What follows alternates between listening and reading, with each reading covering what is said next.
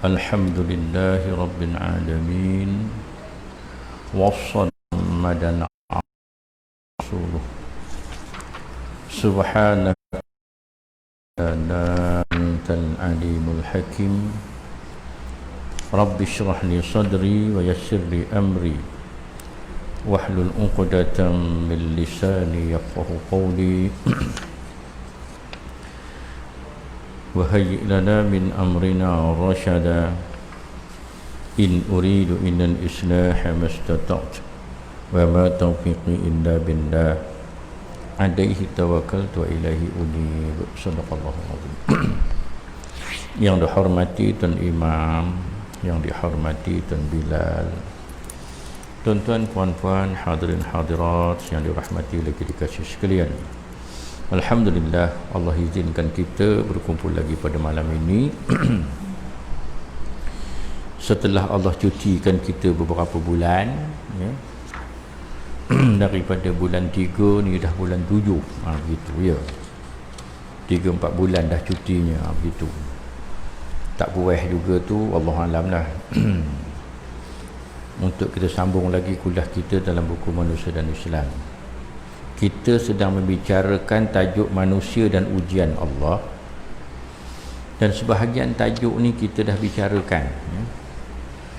Tapi mengenangkan panjang benar cuti kita tu tadi, kita ulanglah sekali imbah, ya, apa yang dah kita sebut. Baik. Manusia dan ujian Allah Subhanahu Wa Taala. Apakah falsafah hidup insan? Dia kata gitu. Satu soalan.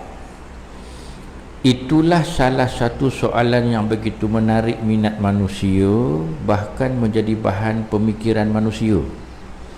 Seterusnya, menjadi medan bagi menonjolkan kebolehan dan kemampuan masing-masing. Betul ya gitu? Apakah falsafah hidup insan? Apakah falsafah hidup Mika? Kamu punya falsafah hidup ni apa sebenar? Menarik ke soalan tu? Nampak macam tak menarik aja kan? Tapi dia kata itu persoalan yang menarik katanya, ya. Sebenarnya memang menarik tuan-tuan, ya. Sebab kita selalu membicarakan tentang persoalan itu. Cuma kita tak bubuh tajuk dia falsafah, ya. Tapi kita lebih kepada prinsip-prinsip. Begitu, ya. Kenapa saya kata dia menarik? Sebab apakah prinsip kita tentang duit umpamanya? Ada satu contoh simple, ya.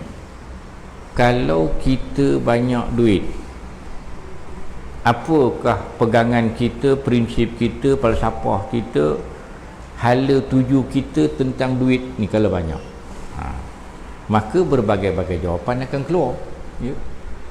Ada yang kata kalau duit banyak, dia kata makan kena sedap, mestilah berzat, makan bervitamin, barulah kita sihat, barulah ada makna banyak duit. Kalau duit banyak makan ikan masin, telur masin, lobak masin, itu orang susah baru itu katanya. Nampak? Kata si A begitu. Bila si B pula kalau mikir banyak duit, apa mikir? Oh, kalau banyak duit katanya kita biarlah nampak macam orang ada duit sikit. Macam mana? Pakai baju tu biarlah ada brand sikit katanya. Seluar tu biarlah jenama orang tengok tu orang respect sikit. Baju punya 120, selai seluarnya 280, kasutnya 360, begitu, ya. Jam tangannya 400, pen poket pun 200. Mak, barulah atau makan ni beria benar, penyakit banyak katanya. Makan lebih kurang dah. Makan tak apa pula dah. Pakai kena smart katanya. Gitu, nampak? Kata fikir balik macam betul juga. Yang tadi cerita makan tu macam betul juga. Yang makan tadi kena makan sedap-sedap, atau pakai jadi tutup aurat sudahlah katanya. Bukan beria benar, bagi beli baju 4-500 pun kena paku koyak juga katanya. Apa itu pula ayatnya. Jadi makan mustahil. Gitu. Kan? Tanya sisi pula, kalau kamu duit banyak apa kamu nak buat? Kalau duit banyak katanya aku duduk banglo lah. Oh, ayo rumah biarlah selesa rumah kita katanya. Nak buat kunduy kendara doa selamat kuih hatilah, panggil kawan-kawan datang rumah hidup lah segan. Walaupun rumah setinggan juga tak mau lah, orang kaya mesti rumah kena smart, kena elok katanya. Gitu pula dah. Tanya CD pula, kalau duit banyak ni jangan cerita banyak, kita simpan ya. Ada masa terpaksa keluar katanya. Atau makan lebih kurang udah. Pakai pun macam tu juga katanya. Tutup aurat udah. Atau rumah janji boleh kita selesa makan tidur sudah dia kata. Bukan nak bawa ke mati duitnya, tak bawa ke mati tahu pula, tapi simpan duitnya. Duit banyak.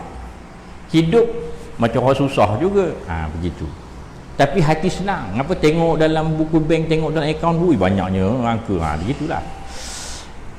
Satu kisah duit saja 4-5 orang, 45 falsafah ni. Begitu.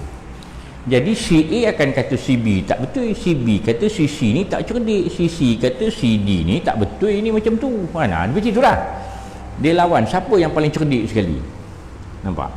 Itulah persoalan yang menarik sebenarnya. Tetapi kita tak sebut dia tu falsafah aku. Falsafah Mika apa? Tak sebut. Tapi perbicaraan bab tu memang semua orang duk sembang benda tu. Ya, ini bab apa pun sama. Ya, ini. Jadi begitulah keadaannya. Jadi dia kata satu soalan yang begitu menarik minat manusia, bahkan menjadi bahan pemikiran manusia, seterusnya menjadi medan bagi menonjolkan kebolehan dan kemampuan masing-masing. Nampak? Nak menunjukkan kita tu handai pada dia, kita ceritalah kita punya tu lebih betul daripada dia. Begitulah lebih kurang kan. Yang bertengkar banyak pun pasal nak pertahan benda ni lah juga sebenarnya katanya. Dan pada hakikatnya asas falsafah hidup insan bukanlah ciptaan atau rekaan manusia itu sendiri. Maknanya cerita prinsip kita tu sebenarnya bukan kita boleh reka masing-masing, reka dia macam dia, aku macam aku, dia tak boleh begitu. Ya, kenapa pula begitu? Ya, sebab dia kata itu bukanlah hak manusia, bukan hak kita nak mencipta, memandai-mandai mencipta benda itu. Sebagaimana manusia itu dicipta oleh Allah, maka falsafah hidupnya yang menepati dengan hakikat kejadiannya itu adalah menjadi hak Allah.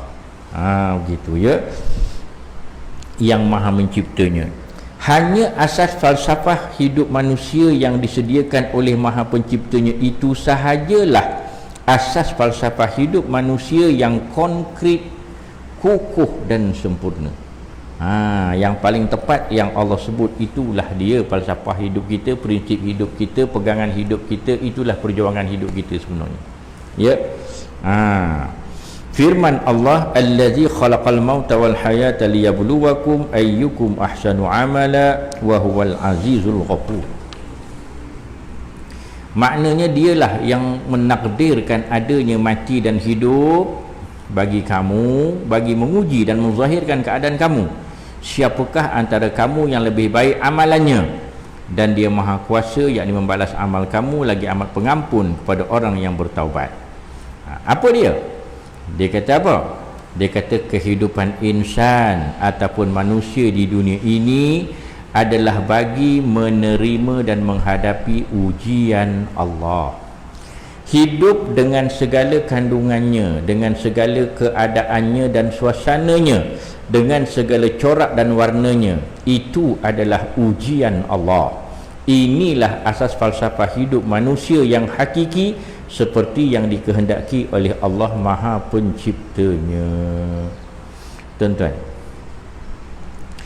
itu sebenarnya, ya, apa saja persoalan ataupun isu yang nak dibincangkan, ya, sebenarnya itu sebenarnya adalah ujian Allah. Jangan terkeluar daripada statement itu, terkeluar daripada kata kunci itu. Apa dia? Hidup ini adalah ujian Allah, ya.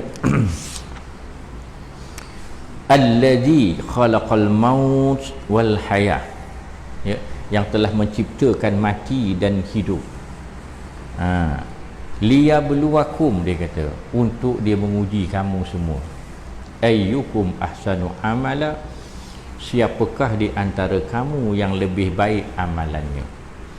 Allah ciptakan kita ini hidup daripada kita mati, kemudian mati semula, ya, daripada kita berada di alam arwah yang maut, ya, kepada hayah yang hidup ini, kemudian mati semula. Untuk apa hidup ini, tuan-tuan? Liyabluwakum, ya, bagi menguji kamu semua. Kita hidup ni atas ujian Allah. Kita sebenarnya sedang berhadapan menghadapi peperiksaan yang didatangkan oleh Allah setiap saat dan waktu itu. Ya, tuan-tuan duduk dalam kuliah ini. Duduk dalam kuliah ini adalah ujian Allah. Ujian mana pula ustaz? Ini bukan ujian, ini dengar kuliah katanya. Habis memanglah dengar kuliah, tuan-tuan. Apa saja sebenarnya, ya. Ataupun dengar kuliah ni apa ujiannya, kan? Tuan-tuan duduk sini, ya. Jam udah pukul 9 suku, ustaz tak berhenti juga. Ustaz ni tak berhenti tengok jam ke apa ke? Jamnya mati ke? Dah tak berjalan, dah tak perasan, dah 9 suku, bila nak berhenti? Dia mula merungut, nampak? Tengok gaya ustaz ceramah ngajar, ustaz ni macam tak berhenti je ni gayanya ni, kan? Adakah perlu kita begitu? Ya, ini satu ujian, ya. Bukan tak ada ustaz yang ngajar ni, ya Allah, kita susahnya nak dengar sampai ke ujung, ya. Saya pun pernah juga tu dah ngadap situasi tu. Saya pun tak tahu lah macam mana ke cara nak mahamnya. Saya duduk dengar kuliah, dengar macam tu, tak ada ngajar, dia pergi macam dengar. Allah, saya terletihnya aku dengar ustaz ni, apa ke benda sebut ni. Saya tak faham apa dia ajar ni. Dia ngajar tak pakai buku, dia pakai laptop. Dia canggih tu. Buka laptop. Dia ngajar. Saya duduk, apa benda ajar dia ustaz ni, Allah. Kita tu ujian tu. Aku nak tunggu tidak, tunggu ujung-ujung kalah juga, tuan-tuan. Ya, fail ujian. Saya pun buatlah sikit perut keluar. Tak faham, tak macam mana. Itu contoh lah, kan? Tapi yalah, kita tahulah waktu tu kita keluar situ. Saya pergilah ke masjid lain dekat situ juga. Bukan dekat sangat, tapi dia dekat situ jugalah. Masjid tu ada kuliah, dengar kuliah tempat lain, kau boleh faham, kan? Dapat ujung sikit 15 minit jadilah. Contoh, kan, gitu. Kadang-kadang masa kuliah ni pula mengantuk, ya amat, ya Allah, aku tadi di rumah hidup pula nak mengantuk. Bila sampai kemari ni aku nengok tiang tu dah rupa katil, rupa tilang rasanya, sedap benar nyanda, contoh, kan. Jadi maknanya itu ujian, ya. Ini yang lagi sabar kena ujiannya apa, bila kita dengar ustaz mengajar, tiba-tiba ustaz ni ngata aku ni, katanya dah kena batang hidung pula rasanya. Allah, aku ujian juga. Aku nak duduk terus ke aku nak belah, aku nak duduk nak belah ni, pasal ustaz dia dah ngata aku ni. Gitulah, kan. Semalam baru ngajar dapat satu surat, tuan-tuan. Surat apa? Surat orang komplain. Itulah pasal rupanya dia semayang sebelah saya. Lepas tu dia rasa masa kuliah tu saya nyindir dia. Saya tak kenal pun. Kita tak perasan, bukan merhati orang pun. Tapi dia terasa. Udah komplain.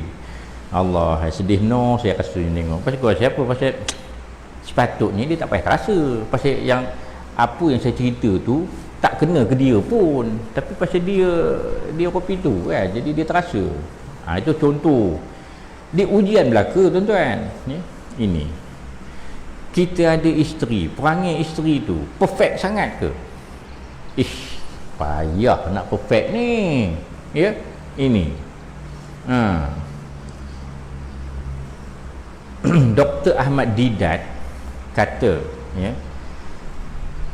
kita nak mencari perempuan yang sempurna ni memang payah. Sebab itu kalau kita nakkan sedikit kesempurnaan tu, orang lelaki boleh kahwin 4 supaya dia dapat buat Yang mana korang isteri nombor 1, mungkin isteri nombor 2 ni dia lebih tang situ, jadi dia cover lah. Tapi penceramah Kristian kata, ya, ini macam orang putih lah kan, agama lain kata mereka tak boleh poligami, mereka kena pilih seorang sahaja perempuan, dan mereka perlu memastikan perempuan yang dipilih itu adalah perempuan yang terbaik di kalangan perempuan yang mereka jumpa, baru dia kahwin. Macam betul lah. Tapi Ahmad Didat kata apa? Sebenarnya dia kata perempuan yang terbaik itu pun sebenarnya dia tidak pernah sempurna, dia kata. Betul? Betul tak betul? Betul ya. Hai ingat seorang sempurna semua ke? Tuan-tuan, relax lah tu. Ya. Ini banyak orang tuan-tuan kalau tidak faham falsafah ujian ini, dia nak kata contoh kahwin, isteri tu dia nak perfect untuk dia. Tak sedar diri lah tu, macamlah dia perfect sangat untuk isteri tu kan, gitu. Jadi maknanya tak usahlah terlampau sangat, mana kekurangan dia tu, itulah ujian Allah, ya. Ini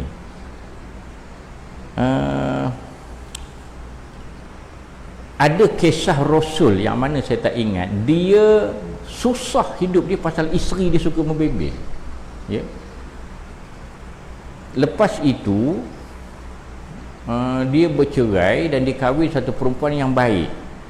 Bukan begitu, kisahnya begini. Saya tak ingat siapa, tapi orang ni dia kerja mencari kayu api di hutan, ya. Dan dia sangat hebat. Pasal apa dia? Dia tu diziarahi oleh adiknya. Adiknya datang ziarah. Tanya isteri dia kan, isteri dia kata, dia kata abang kamu tu panggil itulah ini dah. Okey, tak apa. Tak apa, kamu tunggu di situ ni. Dia berduduk dekat luar tunggu abang dia balik. Balik daripada mengambil kayu api, mencari kayu api di hutan. Tak lama lepas tu abang tu balik. Bawa parang satu. Assalamualaikum, waalaikumsalam, macam-macam. Kata, kok abang pergi cari kayu api katanya. Apa yang balik belengang bawa parang satu? Dia kata ada, kayu api ni ada. Mana kayu api ni mana? Kejap lagi sampai lah katanya. Rimau mikui tuan-tuan. Kayu api tu ikat kat rimau tu pikui bawa ke rumah. Rimau bawa kayu api? Yelah. Bawa turun kayu api semua ke relax. Saya macam sembang sampai masa balik adik tu. Tahun depan dia datang pula. Ya. Datang pula tengok jumpa abang dia. Sebab abang dia tak ada juga cari kayu api juga kan. Ini bila jumpa kakak ipar ni punya lebih baik. Apa kakak ipar yang dulu dah cerai, kakak ipar baru baik, layan begitu begini, hidang air, cakap lemah lembut begitu begini. Tak apa tunggulah katanya, kejap lagi abang tu balik lah katanya. Dia pun tunggulah relax. Abang ni bahagia dah dapat bini, dah baik lah, bahagia. Tunggu abang tu pun balik, terbongkok-bongkok mikui kayu api. Udah dia mikui kayu api. Bila letak kayu api semua, salam ni, hari tu aku datang hanya elok je rimau mikui, ni apa abang pula mikui kayu api katanya. Ya Allah, dia kata itulah cerita aku ni gitu katanya. Ngapa? Sejak kakak dulu aku dah cerai katanya, dapat kakak baru ni punya lebih dengan aku, punya bagus lah dia, punya kelebihan. Aku sabar, bebel dah tak ada. Udah Allah tak bagi pertolongan rimau kat aku dah katanya. Udah kena mikul sendiri kayu api. Itu contoh. Sebenarnya segala kesulitan itu dia adalah ujian, ya. Di samping bila Allah kata fa inna ma'al usri yusra, maka sesungguhnya bersama dengan kesulitan itu ada kemudahan. Itu. Jadi bila ujian Allah itu tuan-tuan, dia ujian aja sebenarnya. Kita ni tak ada kerja lain ngadap ujian aja hari-hari. Ya, suka tak suka ujian. Kaya ujian juga tuan-tuan. Ya. Berapa ramai orang yang gagal dengan ujian kekayaan, dengan ujian kesehatan, ya. Ujian kelapangan masa. Ni berapa ramai. Kita kata, kalau kita banyak duit, badan sehat, memang kita kalau boleh tak kerja, aku duduk masjid aja lebih sikit. Mungkin kita rasa begitu. Ya. Pasal kita tak berapa ada duit, kita tak berapa ada masa, kita kena buat kerja dalam keadaan kita tak berduit, kita kata gitu. Tuan-tuan, ya, nak tanya sikit lah, ya. Kebanyakan orang yang buat kemungkaran yang besar-besar tu, ya, agak orang tu tak ada duit ke? Orang susah ke? Itu soalan tu. Yang memang kaki kelab malam, yang kaki pergi ke Songkla cari pelacur, yang kaki berjudi, yang kaki minum arak, ini semua orang tak ada duit belaka ke ni? Ataupun dia ni orang duit berlebih, ya. Ada orang sakit jantung dah nak mati pergi disko juga, aku biar mati tengah berdangdut tak apa dia katanya, ya. Ada.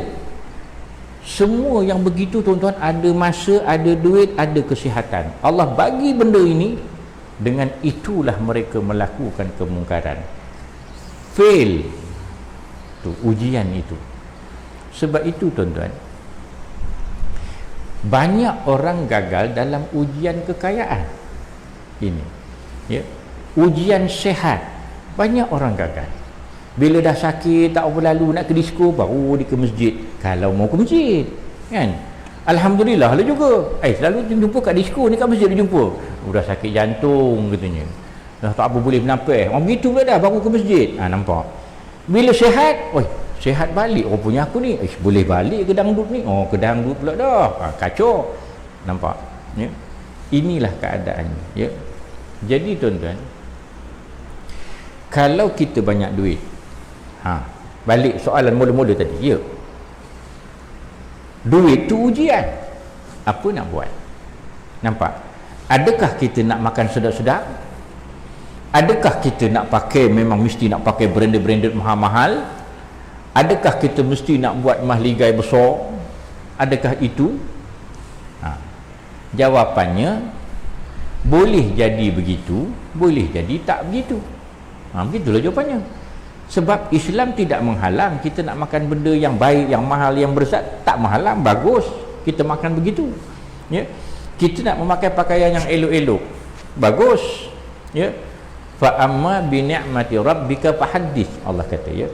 Maka adapun apa-apa nikmat yang Allah berikan pada kamu, kamu perlihatkan, nampakkan benda tu.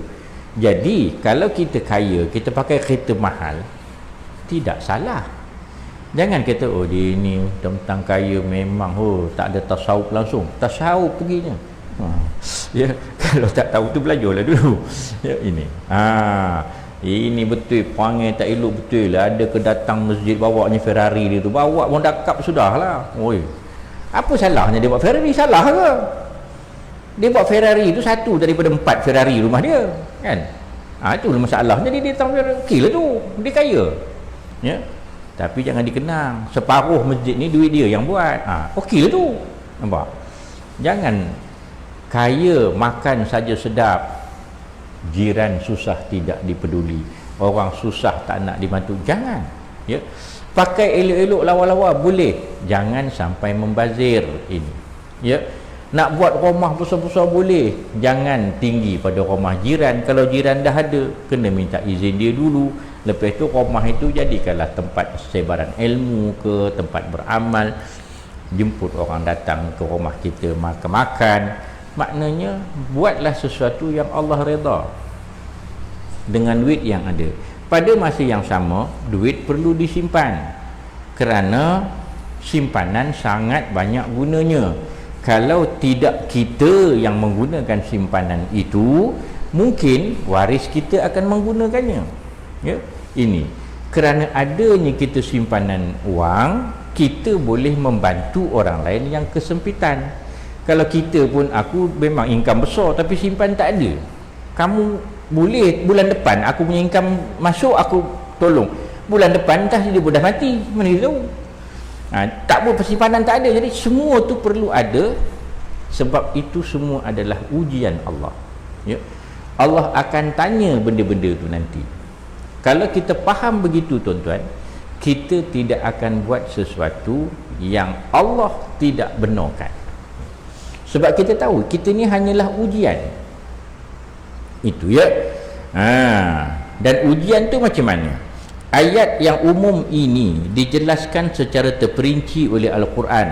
dalam ayat-ayat lain yang disimpulkan sebagai segala yang ada di atas muka bumi adalah hiasan indah sebagai ujian kepada manusia. Yang kedua, pangkat dan kedudukan yang tinggi, yang hebat, yang bagus adalah ujian kepada manusia. Yang ketiga, dia kata kesenangan dan kekayaan ataupun kesusahan dan kemiskinan adalah ujian kepada manusia. Jadi maksudnya apa pun adalah ujian, tuan-tuan, ya. Ini kita sakit, apa sakit apa-apa tak kisahlah, sakitlah, kanser lah, oi kanser bahaya ni, ya. Orang kata sana ada berubat kanser, boleh, kita pun pergilah berubat, oi banyak habis duit, ya.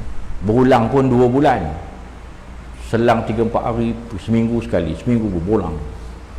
Lepas 2 bulan nampak penyakit pun semakin surut, akhir alhamdulillah sembuh. Allah sembuhkan sakit, ya. Tu habis berapa? Habis boleh tahan juga, dia dalam 12,000 13,000 dah habis, pasal berulang apa semua, beli ubat dah itu ini. Tapi tak apa, kita baloi lah, pasal apa? Badan sihat, ya. Habis 12-13,000 tuan-tuan, berubat ni 2 bulan ni, ulang-alik berubat ni, badan pun sihat alhamdulillah. Seminggu selepas tu aksiden mati.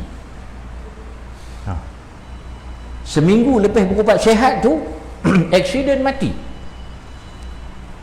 Sebenarnya buat apa kita berubat tu?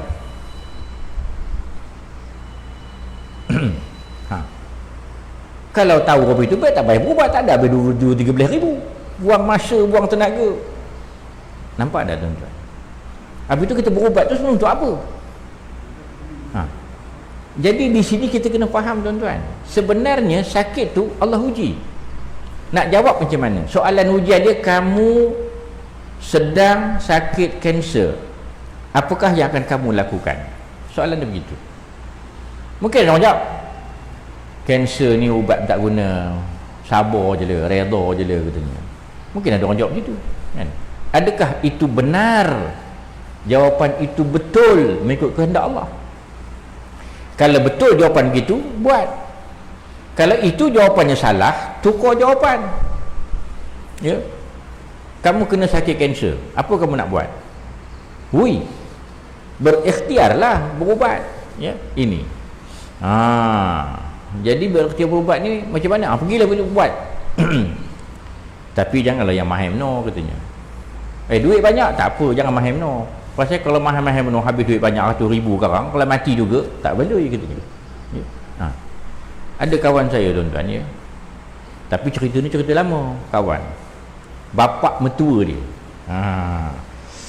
bapak mertua dia ni datuk. Jadi isteri tu anak datuk lah. Banyaklah duit, memang bagus datuk ni, tuan-tuan, bagus. Tiap-tiap subuh dia akan pergi masjid dekat tempat dia tu. Ini kira cerita ni dekat belah Kuala Kangsar, Kateh belah sana tu. Tiap-tiap subuh datuk ni pergi masjid. Lepas pergi masjid, lepas sembahyang subuh, dia akan balik, dia pakai kereta Mercedes, dia balik, dia akan singgah satu warung. Warung tu tak berapa jauh dengan masjid, tapi on the way dia nak balik, singgah, dia akan minum kat warung tu. Setiap kali dia minum, warung tu dia akan bayar satu warung. Siapa yang minum sama dengan dia akan bayar sekali, tiap-tiap hari. Seronoknya kalau kaya, ya, boleh buat kopi tu. Dia buat macam tu, sehingga pada satu hari, ya, nak dijadikan cerita, dia reverse kereta macam mana tak tahu, jatuh dalam parit kereta tu. Pada hari-hari dia pergi masjid tu, tapi hari tu nak jadi, kalau ada kereta lain ke, ada motor dia nak ngelak, dia masuk dalam parit, ya, masuk dalam parit. Jadi dia ni biasalah dia akan pergi ke warung tu, kan, tapi kereta dah tutup dalam parit. Dia mikir subuh-subuh sepi tu apa nak dibuat. Dia buat muka selamba, dia pergi jalan kaki, pergi ke warung tu, dia minum dulu. Orang mesti heboh, mana pergi datuk ni, kereta masuk dalam parit, orangnya tak ada. Pergi orang berjadi kat warung tu minum. Dah tengah hari baru pagi orang tu angkat apa semula. Dia ni lah, ya. Satu ketika dia sakit. Dia punya sakit ialah dia tidak boleh tidur di waktu malam. Malam dia tak boleh tidur, dia tak mau terlena langsung. Jadi dia tak mau terlena, dia pun last sekali pergilah ke hospital specialist. Kalau tak silap saya, dia pergi ke hospital Pantai Puteri dekat Ipoh. Duduk situ. Rasanya sebulan kot duduk situ. Mungkin 2 minggu gitulah. Tak sampai sebulan, 2 minggu begitu duduk situ. Penyakit dia ialah jantung dia bengkak. Jantung dia bengkak. Rupanya jantung bengkak ni tak boleh tidur malam. Tak tahulah pasal apa gangguan sampai tak boleh tidur. Tapi dia jantung bengkak, dia tak tidur malam, pergi hospital, jantung bengkak. Rawat, mati. Dia mati. Lepas mati, bil pun sampai 30,000. Ya, gitu. Bayar tak nak bayar? Kalau tak bayar pun kamu nak saman, orang tu pun dah mati, kan? Tapi dia mau duit banyak, dia bayar lah. Itu contoh. Ya. Habis duit banyak, dia kata mati-mati juga tu. Jadi kalau berubat kanser, jangan yang maham no. Kalau orang mati kan tak baloi. Mungkin ada yang kata begitu kan. Okey. Jadi sebenarnya tuan-tuan, bila kita sakit, Allah suruh kita buat apa? Soalannya, bila kita sakit, apa kita nak buat? Kita kata ikhtiarlah berubat. Ya, ikhtiar berubat. Kalau kita duit banyak, ikhtiarlah dengan cara yang lebih daripada orang yang Allah kurangkan rezekinya. Begitulah jawapannya. Sebab setiap kesulitan kita berubat itu adalah pahala di sisi Allah SWT. Kan begitu. Ya. Hidup atau mati, sembuh atau tidak, itu bukan kerja kita. Faham tu tuan-tuan? Sembuh atau tidak, hidup atau mati, itu bukan kerja kita. Kerja kita yang Allah suruh ialah ikhtiar berubat. Itu kerja kita. Kita buat kerja kita, Allah kata lulus, betul, bagus, ganjaran pahala aku dah bagi, selesai masalah kita. Pap, sembuh. Ya, sembuh tu ekstra, bonus saja sembuh tu. Ya. Kalau mati pun selesai masalah, sebab kita dah buat apa yang Allah suruh. Itu je tuan-tuan. Dia sakit, berubat, sembuh, alhamdulillah. Lepas seminggu aksiden, mati tu cerita lain. Yang penting masa dia sakit, dia dah tunaikan, dah jawab soalan ujian Allah ni dengan betul. Itu kehendaknya. Maka dia dah buat, jangan kesali apa-apa dah. Ya. Tapi bagi setengah orang mungkinlah menyesal aku, dia kata habis duit tenaga puluh-puluh ribu, habis ya Allah, mati pula orang tua tu, aku letih betul opini. Dia menyesal. Sedangkan dia sudah memberikan satu jawapan yang betul kepada Allah terhadap ujian itu, tapi dia kesal. Itulah satu kesilapan. Kita jangan macam tu. Sebab hidup kita ni tuan-tuan hanyalah sebagai hamba Allah yang akan ikut apa sahaja yang dia syariatkan. Itu kerja kita. Kita banyak duit, Allah suruh buat apa, ikut aja. Duit bertambah, duit berkurang, kita bankruptcy, itu Allah punya kerja.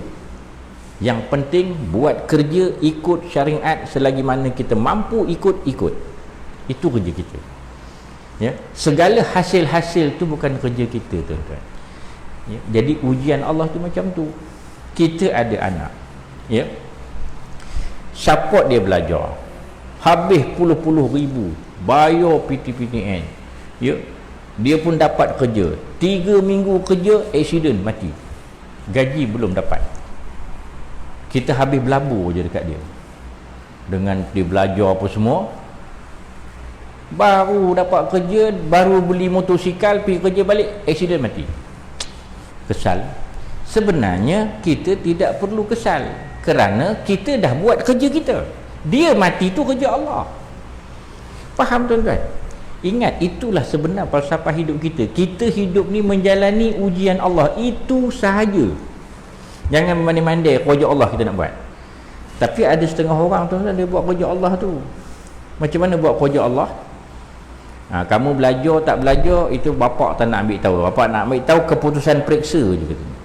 Mesti nak bagus. Dia tahukah tidak, kerja dia ialah uruskan anak tu belajar. Itu kerja dia. Keputusan periksa tu, itu kerja Allah. Kerja Allah tidak apa. Abang nak tengok keputusan kamu aja ni. Kamu belajar tak belajar tu kau punya pasal. Yang penting keputusan abang nak tengok. Oh boy. Nampak tak tuan-tuan? Dia telah tersilap dan letakkan tugas dia tu. Patutnya di keputusan jangan kira. Tu dia nak belajar apa dia perlu belikan, sediakan tempat dia nak belajar, bantu dia belajar. Itu kerja kita. Ya. Dia pandai sekalipun kalau waktu periksa tu dia demam teruk, fail juga, tak boleh jawab, hadir je. Nak kata apa? Itu kerja Allah. Tu. Ya. Oh, budak ni bagus, student bagus, tapi masa periksa besar dia putus bercinta. Budak sekolah putus cinta tuan-tuan. Bayang kalau tengok kata periksa bukan nak koyak-koyak dah.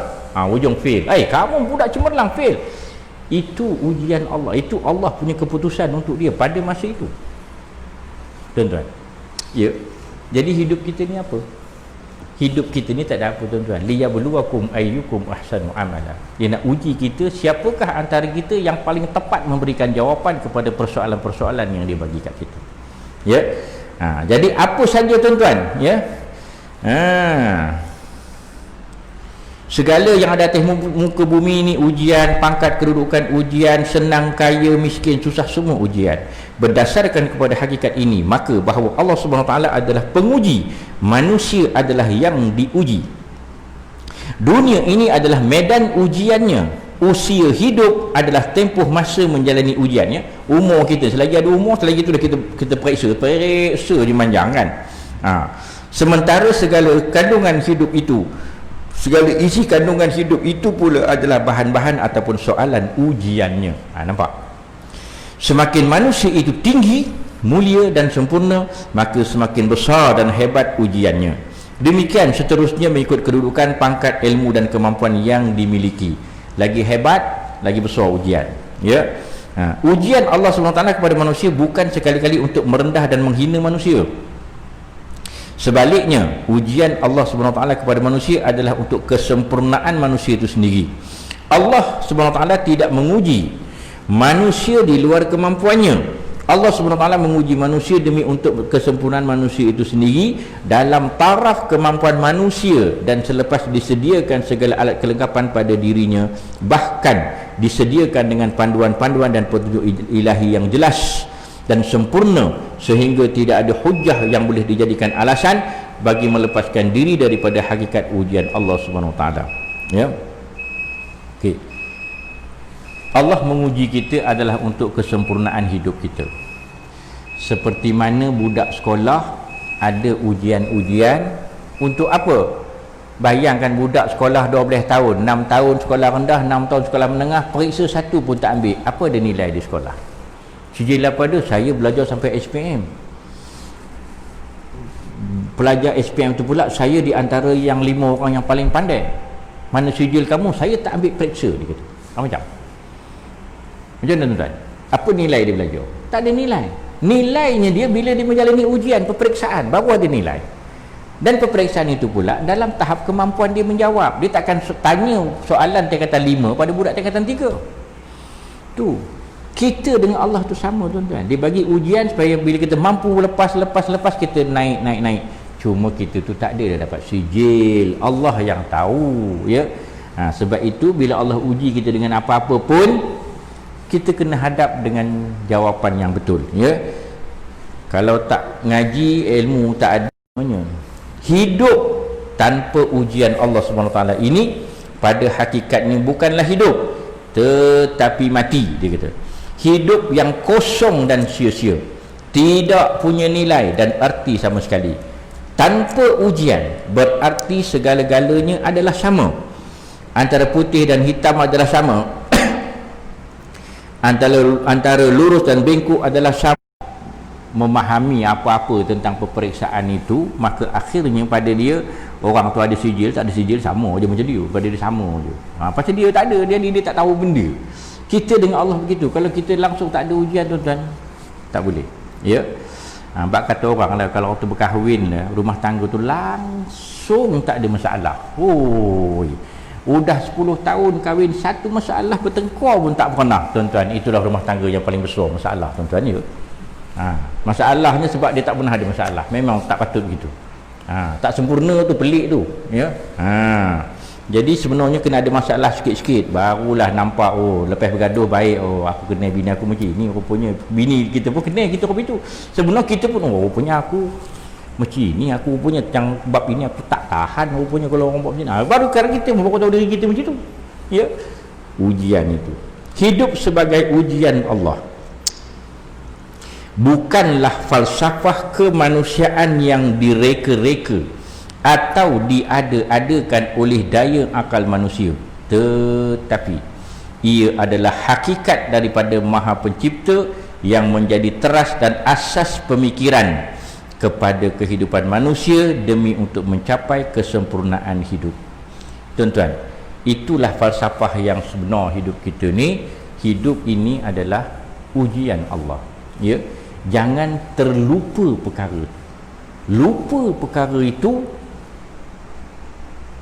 menyebabkan kita seperti terlupa akan agama kita, tuan-tuan, ya. Jadi kita ni sentiasa diuji oleh Allah. Sentiasalah ingat, aku ni ngadap ujian Allah ni, aku ni nak kena betul jawab ni. Mana nak tahu betul tak betul? Ilmu kena ada. Itu guna kita mengaji ni. Sebab itu dalam Islam menuntut ilmu tu satu benda yang wajib, ya. Orang yang tak pedulikan ilmu, ya, janganlah kita jadi pelik kalau banyak hidupnya tu tersasar daripada jalan yang benar. Walau dia kaya, walau dia handsome, dia cantik, walau dia hebat, dia terkenal, banyak tersasar hidupnya, ya. Jangan bayang, oh dia ni menteri mesti betul. Minta maaf tuan-tuan, ya.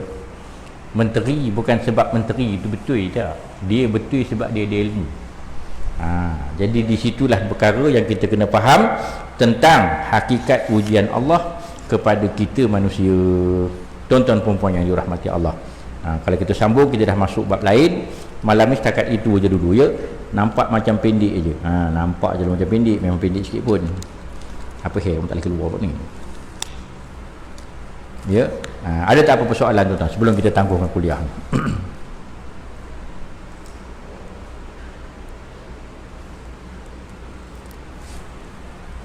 Tak ada ya? Oh, faham semua ni. Oh, bagus orang Kelantan ni. Oh, dia mahir tu. Baiklah. Kalau tak ada apa-apa persoalan, sekadar itu dulu pengajian kita malam ni tuan-tuan, ya. Jadi saya ni tuan-tuan pasal berpusing-pusing. Jadi saya dah jamak semayang tadi tuan-tuan. Jadi saya lepas ni minta diri dululah, ya. Tuan-tuan semayanglah sama-sama tuan-tuan, ya. Dan nampaknya makan-makan pun dah tak ada lepas isyak je. Terus balik je. Pasal apa? Pasal ialah kadang-kadang kita tak sesuai, ya. Jadi saya minta diri dulu, ya. Ya. Itu ujian dulu tu. Ya, ya. Murid cepat faham, nampak itu yang bagus itu. Baik, jadi sekadar itu dulu, minta maaf banyak-banyak kalau cerita saya ada yang menyinggung tuan-tuan perempuan ataupun terkasar bahasanya. Sesungguhnya yang baik itu daripada Allah Subhanahu Wa Taala, dan yang buruk itu kelemahan dan nafsu saya sendiri. Sekian dah dulu, wallahu a'lam billahi taufiq wal hidayah. Assalamualaikum warahmatullahi wabarakatuh.